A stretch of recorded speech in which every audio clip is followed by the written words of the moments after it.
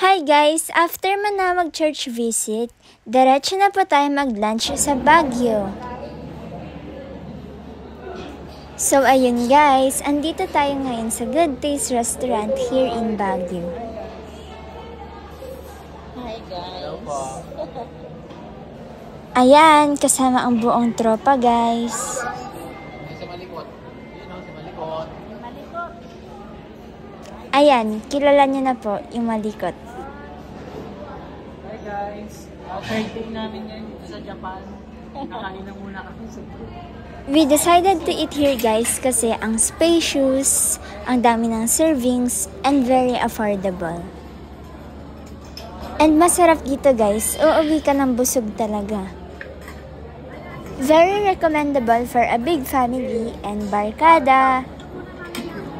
So ayan, riot na guys, gutom na kami lahat. Kain na tayo.